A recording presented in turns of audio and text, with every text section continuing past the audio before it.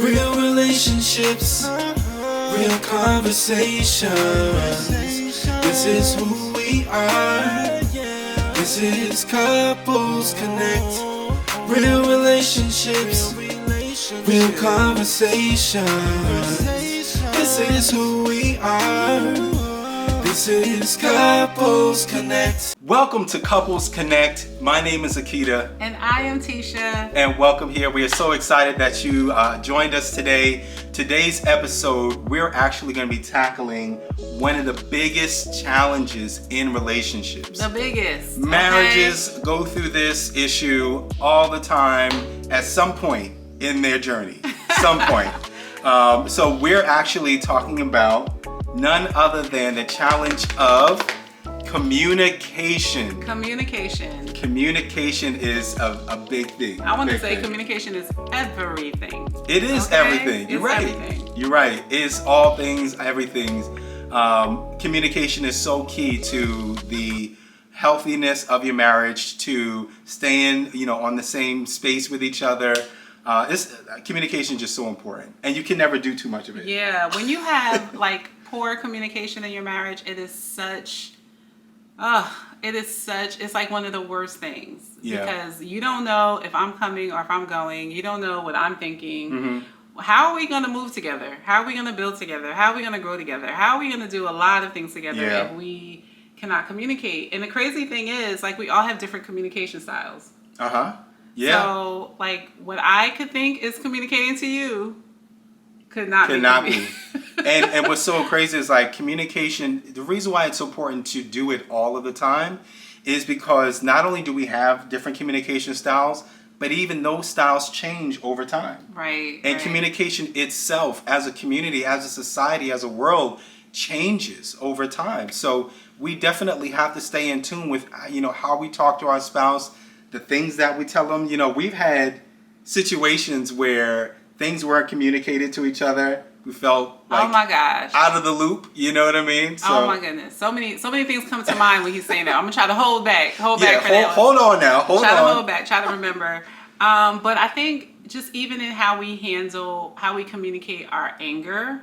Yeah. And how we communicate our feelings. Yeah. Right? Because some of us, we grew up on the silent treatment. Not me, but some of us did. No, I'm some people did grow up that way. I just won't be talking to you. Yeah. For 2, 3, 4 days. And how we gonna be married and you're not talking to me for a whole 3, 4 days? Right. How's that gonna work? Or I'm about to do this thing. I'm about to buy this thing, and I'm just not gonna tell you at all. You'll find out when you find out. When you get how that about bill, that? Right? That's how I communicate. What about and then I think that there are also assumptions made that we make of each other because we haven't asked the question and we haven't communicated. We haven't took that step to get clarity around things. And then I think that there's a fear. Some of us have fear of communication, fear of expressing what we feel based upon previous responses. Or sometimes we may not even know. Some people may not even know how to communicate how they feel. Right. It's something that they've maybe never done before. Right. Or feel uncomfortable about doing it. It might be a vulnerable space for them that they're just not prepared or never been ready to share with anyone, let alone their spouse. Yeah, or don't even have the words. Yeah, absolutely. Right. And, I think we've been through our share of communication hiccups. You know what I mean? I know for one myself, my wife, Tisha, I love her, but she has been in situations where she's done things concerning the family and has not communicated it to me. For instance, we have a daughter, one of our daughters. Now we're big when they were younger. When they were younger, we're big on not letting our kids stay at everybody's house. I don't know about y'all, but we can't be letting everybody stay over this person's house, over that person's house, because you just got to be on the safe side. I say that to say our daughter wasn't home one day. Now, mind you, they're young kids. We're at home, we chilling. I'm maybe watching the game or something. And I'm like, where is Desiree? Where is she at? She gonna say her name. She gonna say her name. I'm like, where is she at? And then Tisha goes, oh, well, she's at such and such house. I'm like, what? It was a relative. It was, but it was it. It was. I don't remember that. I think it was my mama. No, Yes. no, she was over a friend's house. No, she never stayed over the friend's house. Yes, she was over a friend's house. No, not overnight. She was over a friend's house. Okay, maybe she was there overnight. Maybe not overnight, but she was there. And for me, that was a big deal because we don't normally let our kids stay at other people's houses. And I would have thought that my wife would have told me, but you know, she assumed that it was okay. She made the decision.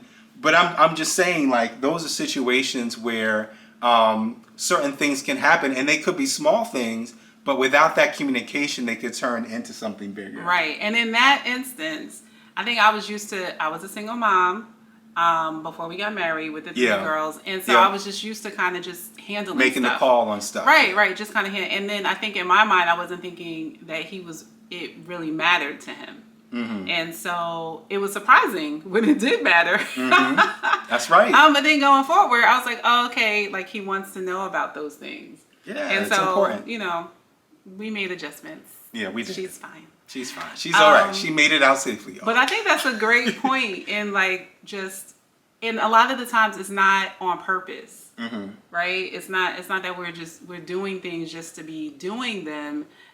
Or doing things with ill intent. Yeah. We're just moving kind of the way we used to move. And we all bring different, styles and communication types to our marriage. Yeah. But I think that's so key of what you say, because when we are by ourselves, when we're single and we have our own things going on, we have less people that we need to answer to.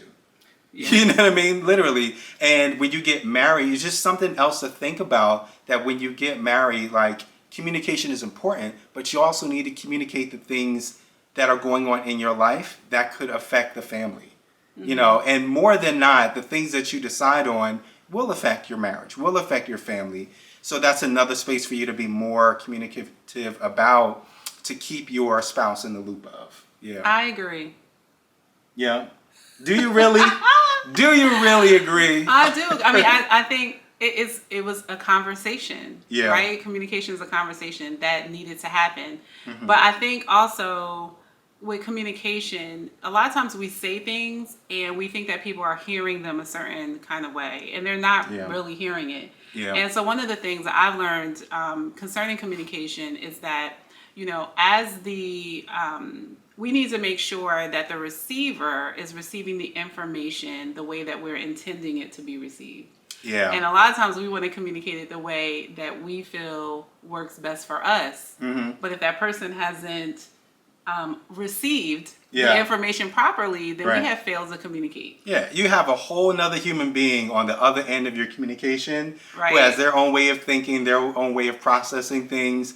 And we do need to be more thoughtful about how we present certain information. Right. And making sure, are you clear on what I'm saying? Do we have mutual understanding? Those types of things. So. And I think too, you mentioned about like how society is changing, culture is changing. Mm-hmm. Like people text, people DM, people message. Like there are so many different ways that you can communicate. And that's a whole nother way. Like even like if you put all caps, that means you're yelling at somebody. Right. You are. Don't all caps me. Exactly. Okay. But even those, electronic ways of communication have their own way of like interpreting how you're saying something. You know what I mean? And I think even because you're not like the best or the biggest on like email. Yeah. So like there was a point in time where like that's all I was doing was like communicating email. Mm-hmm. So I'm shooting this email, let me shoot him an email, thinking that he's like on it the way that I'm on it. And I don't really do email like that. Ain't nobody read that email, so he done missed that memo. Been sitting there 2 weeks ago, unread. Has a big unread sign under it. So all these things are things to think about, but we're gonna dive deeper into communication specifically to marriage. Yes, we're actually gonna go over some secrets to great communication in your marriage. But first, we're actually gonna take a commercial break, so we'll be right back. So welcome back, guys. We are going to dive a little bit deeper into communication. That's right. So we have this thing. So every couple has their own like ways that they communicate, their own challenges with communication. You guys are unique, and we are too. So we're going to talk about one of the greatest communication challenges that we have as a couple. Yeah. I call it the great debate. Okay? I have never been in a relationship with someone that I feel like is a debater. Like, he should have got into politics. Because, okay, so he's, I want to say he's like the comeback. What? I don't know if that's the right word. But he's like, okay, so let me just give you a background. Uh-huh. He has a bachelor in communications, so he has a communications degree. Right. And on my side, I am strong-willed. So I like, to be right. And he likes to be right. Yeah. Which makes for a little competitive debating. But then I'm like, I'm the one who doesn't always have the words To say, yeah. to describe Right. whatever I'm feeling. Like, I want you to kind of just get what I'm saying, and then be done with it. But he's like, no, he wants to challenge every single thing. So I mean, I feel like, were you finished? I'm sorry, I didn't mean that. I'm done.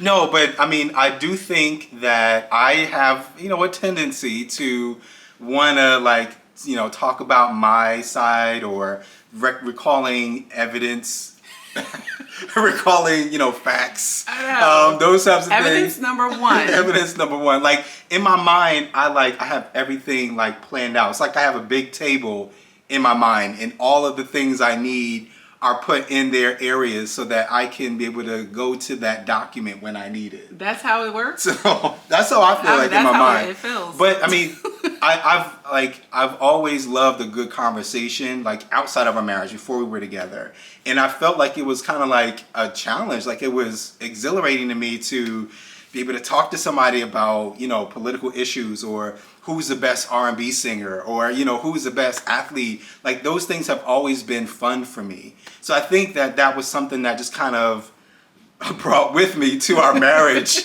And it was like nothing. Like, it was nothing new for me. You know what I mean? Like, it was just something that I'm used to doing. But It got on my nerves. It got on her nerves. So Because what would happen is I would say something and then he'd be like, so I'm a good speaker, but I'm not like the best orator. And so he would, and my phonics, y'all, sometimes my phonics is off. And he's like, what did you say? And, oh no, that word doesn't mean that. Or this is exactly what you said. It's pronounced this way. Right. But what you said was such as, I'm like, but you know what I meant. And he's like, I think you be knowing what I mean. But you just like to recall what I actually said. Well, I mean, sometimes I do, sometimes I don't. But, I want to be able to give you the right words so you know it for the next time. But I think the way it comes off is very debatey and very I want to be right. And there was a which little I gotta sarcasm work in on. there. Yeah. It's gotten better. It has gotten much better. Yeah. I'm trying, y'all. I'm a work in progress. So what would you say about my communication? I would say, so for Tisha, she's very, like you said, you're very, not hard-headed, but, very, strong-headed, strong-willed. And so when she wants to talk about something, she's ready to talk about it, Determined? right then and there. Right now. This is how I'm feeling right now, so we're going to talk about this right now. It has come to me. I have understanding now, and so this will be a great time to discuss this. Right. No matter what you're doing, no matter if you was already involved in something or working on something or resting or whatever the case may be, I'm ready now. So whatever you're doing, drop it and come to this conversation. So that would be my, experience with your communication, because I think timing is important. Right. You know what I mean? I understand that conversations need to be had, and there are certain things that we're going through that we need to express, and you should have that opportunity, but timing is so important. Well, we're going to talk about timing when we get into the list. Oh, yeah, I'm jumping. He's jumping ahead. He's jumping ahead. But so outside of that, do you think I'm a pretty good communicator? I think so. I think we evolve and we grow and everything like that. But I think you're definitely getting better, especially with the stuff that you do outside of this platform. You're a great orator. Remember that, y'all. I said it we on we gonna have camera. another conversation. He gonna be like, No, it's recorded. Replay the tape. It's on there. And I think as far as the debating, I think, we've had. I'll say, so. Let's talk about a little bit about how it makes you feel when the person communicates that way, right? Because I think, like, we're joking about it, but those those things can be extremely frustrating. Yeah. Right. And so, Yeah. like, for me, when I feel like every time I was going to a conversation with you, it was going to be a debate, it made me want to retreat and not really have conversations with you. Or it made me feel like I had to make sure all my T's were crossed, all my I's were dotted. Like, I didn't know exactly what I'm about to say. You better come correct. No, just kidding. Yeah, but then it also made me, like, mad. Like, Yeah. so when I'm coming, I'm already coming mad. Like, I'm coming like, all right, I know he's going to have all these things laid out. I better have my stuff laid out. And so, and I think it makes me not as open. Yeah. Because I'm trying to make sure I got the You're like, stuff well, together. I just rather not. I'd rather not deal with it. Right, or even open to what you have to say, because I had to do so much work to get to the table to have the conversation. Yeah, yeah. I think that's so true. And I would say for me, as far as like the timing thing, I felt like, you didn't respect my time, or you didn't respect the things that I was doing. And it was just, it's my money and I need it now, whatever that slogan is. But, like, it's like, I want to talk about it now, so we're going to talk about it now. And I felt like, well, don't I have a say-so in the things that I'm doing, or the hobbies that I'm working on, or... Like it didn't matter. Like it just didn't, like I didn't matter. You know what I mean? And not really that you really wanted my opinion anyway. You just wanted me to tell me off.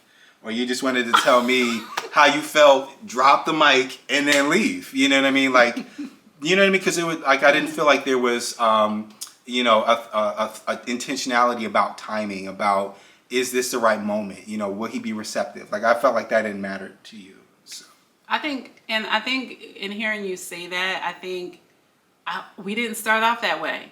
Like, things were not as debated, but I think as we gradually begin to bring some of our personality and some of our stuff to the relationship, I think that it built the ricochet. So then when I begin to feel like, okay, I have to be so prepared, then it kind of was like, boom, I'm just going to, like, throw it on you. You know what I mean? And then you're feeling like, okay, she's just throwing it on me. Yeah. But I'm throwing it on because I've already prepared. And now that I feel like I'm ready to come to the conversation, I'm ready to drop it. And so I think that was a great example. Thank you. Of how communication can go wrong. Right? Yeah, that's true. Yep. So let's transition a little bit. Let's talk a little bit about tips that we would give for good communication. Yes, we can't just talk about the bad stuff about communication mishaps. We got to talk about some tips to get better. We want y'all to be able to navigate. Yes. And these are things that helped us, in our experience with communication and our marriage. What would you say would be one thing that helps? So I would say first, process how you feel. Process your feelings first. Yep. So important. Yeah, I don't think I've always done that. I'm much better at doing that now.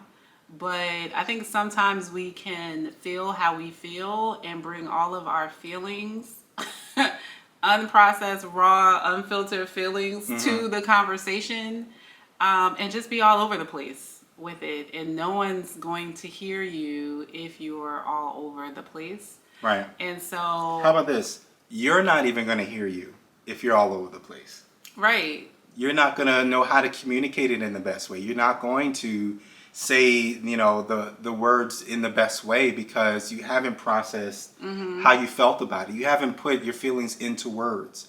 You know what I mean? And be able to structure an idea of how should I approach my spouse about this. So. See, the communicator, right? Mm-hmm. Because and the reason why processing the feelings was one of the first things I put on the list is because it takes me a little bit longer to process how I feel. Mm-hmm. Like, I know what I think, but how I'm feeling and why it's making me feel that way, why I'm showing up that way, like, I think that's important to know because that is playing in, like, how you're thinking and why you're doing certain stuff. And so I think it is important so that you can formulate the words to effectively communicate what you're feeling. Yeah, absolutely. And I would say, in addition to that, after you've processed how you felt, think about the timing. You know, I kind of talked about this earlier, but think about when you're going to approach your spouse about how you're feeling, or about an issue, or about, you know, whatever the situation is. Timing is so important. You know, if it's 2 o'clock in the morning, there have been times. I used to do that. There have been times where Tisha has woke me up 2 o'clock in the morning because of a dream she had. Slapped me in her sleep. What you been doing? Right. And want to talk about something. Those might not be the best times to talk about, you know, what you're feeling or the situation. So timing is so important. If somebody has just gotten off from a 12-hour shift, you know what I mean? If somebody just heard some bad news and they just got off the phone, or you know, whatever the case may be, timing is so key to having someone receive the message that you're trying to give them. But then, yeah, you want to say something? Nope. Oh. But then on the flip side of that, the person who is receiving the message, you always want to make sure that you are you make yourself available. Right, you know what I mean? Right. Every situation can't be, oh, it's not the right time. Right. Oh, not right now. Oh, and then, you know, before you know it, it's been weeks and y'all still haven't talked about this situation. I'm glad you brought that up. I'm glad you brought that up. That's the flip side. As the person receiving the message, it may not be the right time right now, but you got to make yourself available, and you have to communicate that to your spouse. I do want to hear what you have to say. I am interested in hearing about this, but right now is not the time. Can we reschedule it for like 2 hours from now? Can we reschedule for tomorrow? Can we do this in the morning? You know, make that effort that you want to talk about it. Mm-hmm. I agree. Timing is important, and also leading with I statements. Yeah. Listen, we can present company included, be like, you need to work on this. You did that. Yep. You keep doing X, Y, and Z. Mm-hmm. And I think, you know, we have to come or lead with I'm feeling X, Y, and Z. That's why processing how you feel is so important. I just feel like when you lead with I'm feeling such and such and such and such, people's ears are more open. They're kind of like, oh, what are you feeling? Like, what's going on? Yeah. As opposed to feeling like, and then wanting to know why. So then it opens up the opportunity for you to be able to explain, well, because you did X, Y, Z, or, you know, because you keep cutting me off, you know, right. Whatever. But I think the feeling, you always want to connect with people through feeling. And when you look at that in marketing and in all that kind of stuff, you want, the feeling is what drives the buy or drives whatever. And so it's the same thing, not that you're trying to sell in your marriage, but it's the same thing. It's the feeling that people are going to connect with, especially when you're about to say something that's going to require them to do some changing. Or adjusting. Yeah, true. And you alleviate or you avoid the blaming game. You know what I mean? And it takes away from that debate of, you know, for instance, if you say, you don't treat me this way. Mm-hmm. That is a matter of opinion, you know, that the other person can say, yes, I do. You know what I mean? I've done this, that, and the other. And they've completely missed what you were trying to say. So by shifting that into, you know, I feel this way, the other person can't say, no, you don't feel that way. Right. You know what I mean? That is not up for debate. They have to be able to address that feeling as opposed to what you said that they do all the time. Yeah. What's up next?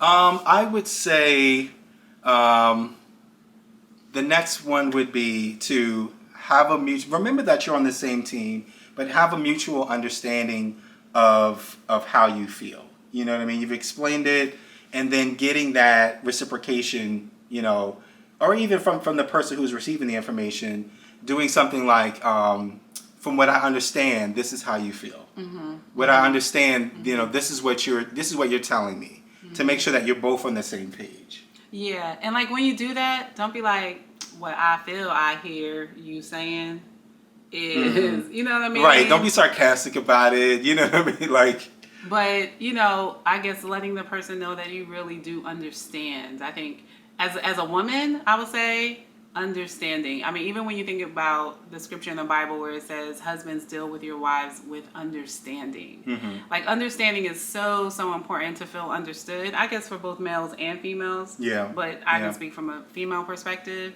And I think another important tip is to come to the conversation with the goal of resolution. Right? Not competition, not fighting, not who's going to be right, not who's going to be wrong.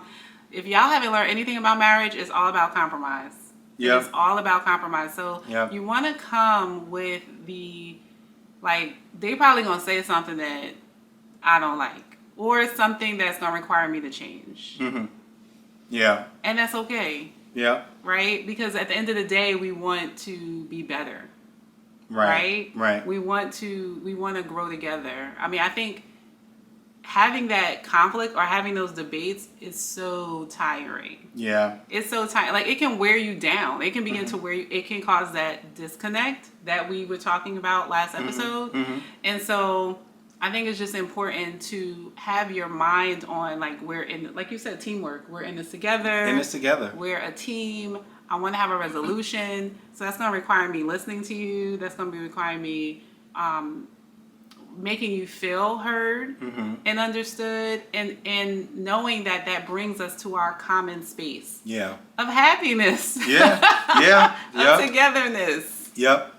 And I think, too, as the person who wants to communicate to the other person, you should also have, what do you want out of this conversation? Right. You know what I mean? Like, are you just trying to tell me off? Like, are you just trying to, like, just say how you feel and just leave it at that? Because that's probably not going to go well. You know what I mean? Or are you looking for change, like you said? Are you looking for a deeper, sense of respect? Are you looking for more affection? Are you looking for your spouse to be more intentional about how they talk to you? You know what I mean? Like, what are you looking for at the end of this? And that will also help you in your presentation and how you communicate to your spouse. Ooh, she got it. She got it. And something we've been working on as of recent is communicating what we're looking for. What? No, we haven't? Yes, we have. Working on it, I said. Yes, which is what I just said.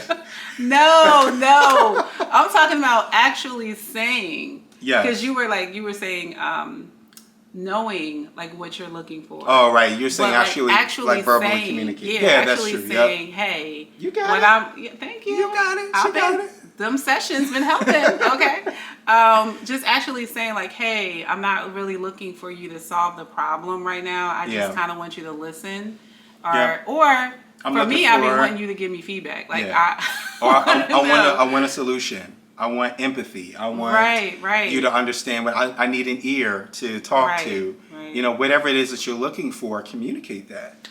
Sometimes we, going back to those expectations or assumptions, we assume that our spouse is going to know what we're communicating and what we need in that moment. But we're not mind readers. Like, you have to communicate what you feel. You have to communicate what you're looking for in response, to that. Right.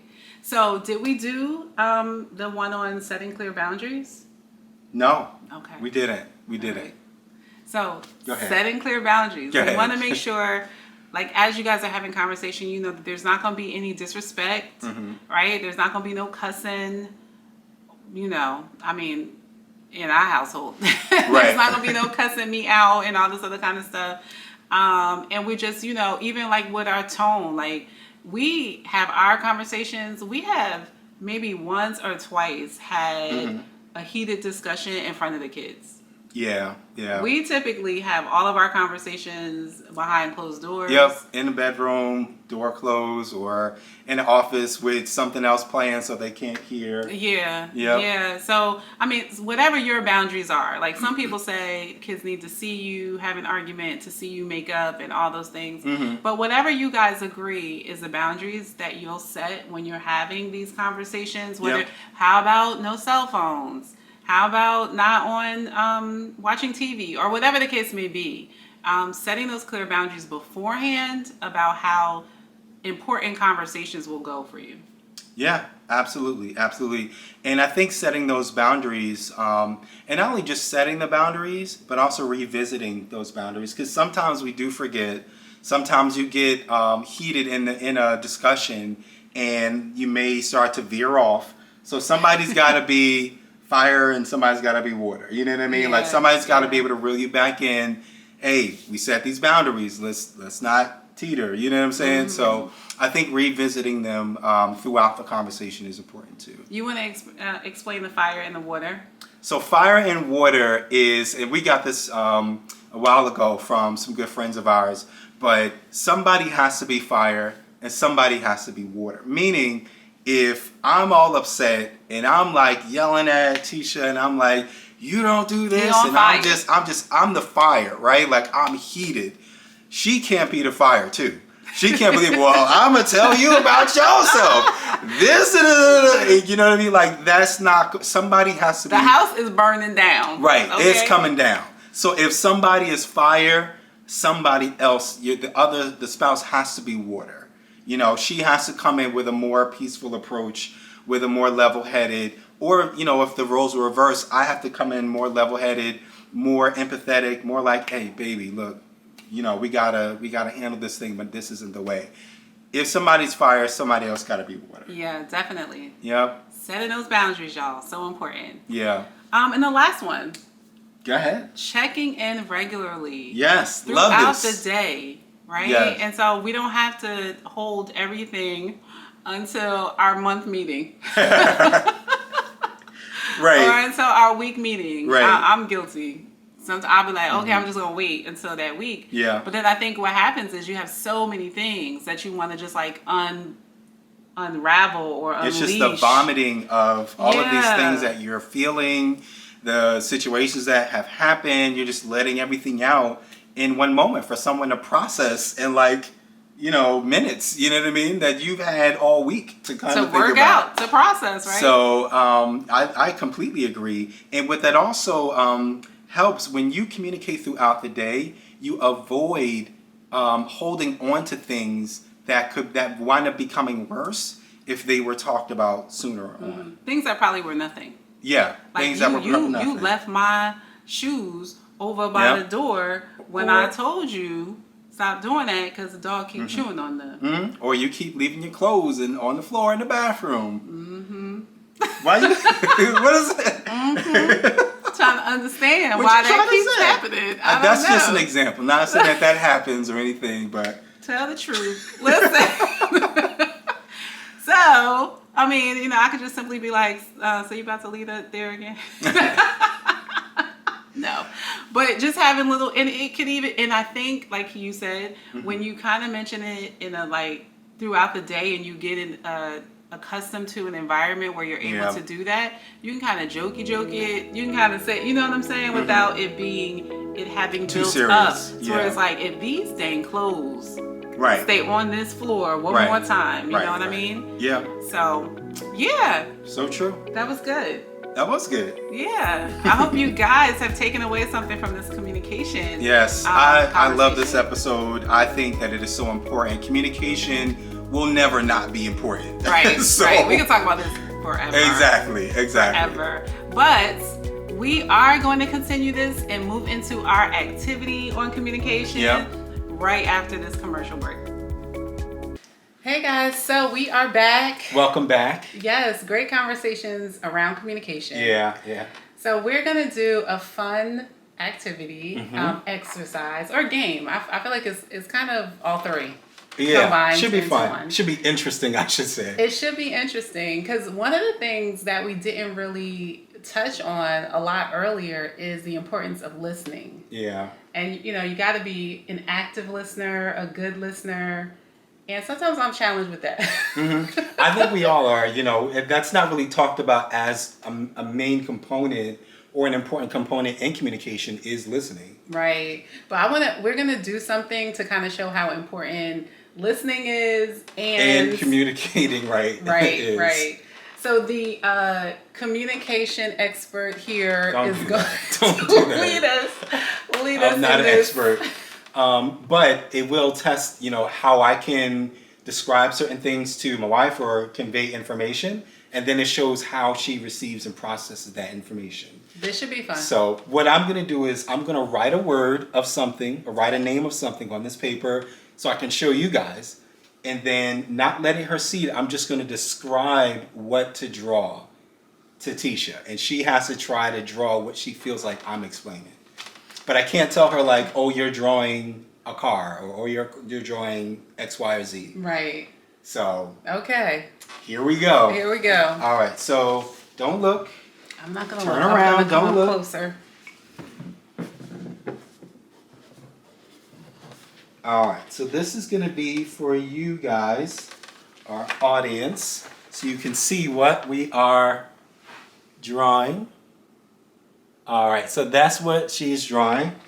My handwriting is the worst. So, all right. You ready? I'm ready. And I can't see what you're drawing. So what I want you to do is draw a circle in the top left side of, kind of like in the middle, but not too in the middle, or off to the left a little bit.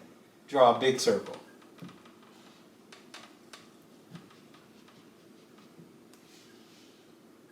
Okay. And to the right, you're going to draw another circle. Wait, am I able to talk, or I just have to listen? You could talk, yeah. Well, I don't think you're supposed to talk in Okay. the exercise. Now what you're going to do is you're going to draw an even bigger circle to connect those two circles, like in the middle.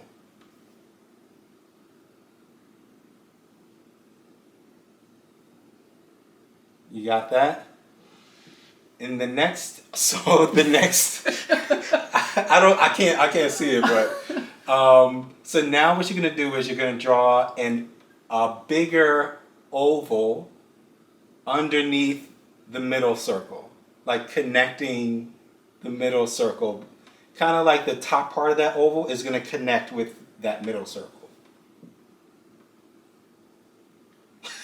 Okay. Your face.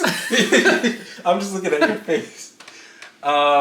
So now you're gonna, on the right side of that oval, you're gonna draw like a cone.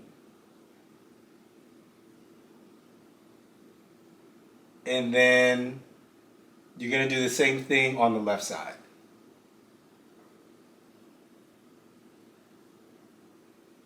And in the middle of that, in that middle circle, inside the circle on the left and the right side, draw two small circles. So one on the left side, one on the right side. And then underneath that, you're going to draw a little circle in the middle. Not connecting the two circles, but just a circle. And I think... That's it? I think it's it. I don't think I've passed. So let's take a look. Wait, is it? Okay. Oh, can Let me everybody see? Okay. Oh gosh. Oh no. This is what y'all saw me following directions, right? And this looks like a bed with somebody's head. I don't know. That is absolutely not what I was drawing. What was it? So what I was trying to get you to draw was a teddy bear. What was the cones? Oh, it was on the head? The ears? The cones were at the bottom of the... Oh, see, that's why. So what I was thinking was like circle on the left side, circle on the right side, a big circle in the middle, and then an oval. And then the cones here, and then the circle, circle, circle. But oh my gosh. So we had two completely different views of what was going on. But that, oh my gosh, I think that makes for such a great topic. Yes. But it opens your eyes of how, like, interpretation, yes, how I can give information, and oh my goodness. Yep. So he's thinking one thing and he's communicating that one thing. Right. I am hearing something else and communicating and drawing that thing. And we're on two different sides. opposite paths. And it's like, if I say top right, my top right may mean something completely different than your top right. Right. Or and top then how left. I'm faced, because I'm this way. Right. Yeah. Yeah. That does not look like a teddy bear, y'all. Oh my goodness. That is hilarious. That is hilarious. That was a good job. Yeah, it was fun. Good activity. That, you can try that. I would, say, if you get a chance to try that exercise, just so you can get the feel of it, get the idea of like how easily it is for people to misinterpret what you say. Yeah. Yep. Yeah. And so I think that would mean that if it's so easy for people to misinterpret what we're saying, we have to be super intentional and about super clear. Yes. About and specific about what we're saying. Yeah. Like we can't assume that you understand. Yeah.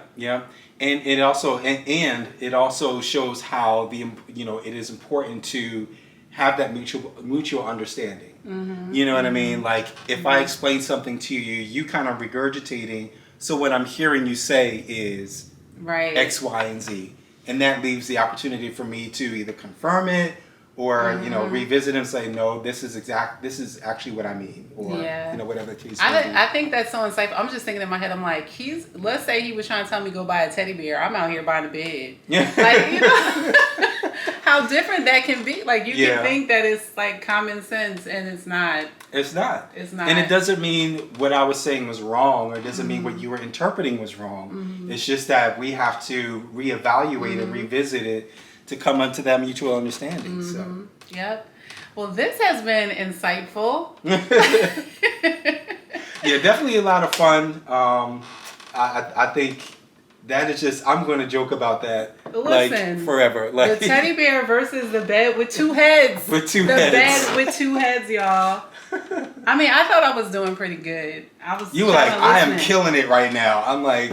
And it's so funny. So he said an oval, but he didn't say if the oval was up and down. Right. Or like horizontal. Right. Yeah. That's right. That's so interesting. And then the cones, of course, were like. Yeah.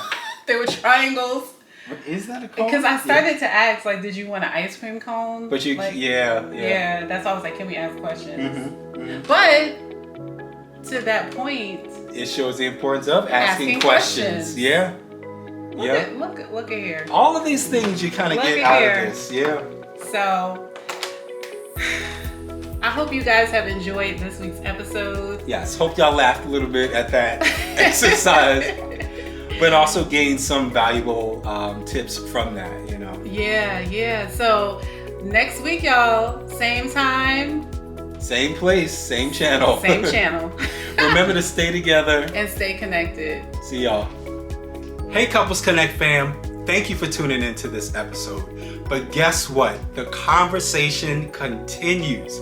So be sure to subscribe to our YouTube channel for our live Q&A as we go deeper. And we would love to be a guest at your conference, or if you're interested in being a feature or possibly having a commercial slot on the Couples Connect show, y'all just email us at couplesconnect2020@gmail.com or scan the QR code. So we will see you in the next episode, and remember, stay connected and stay together.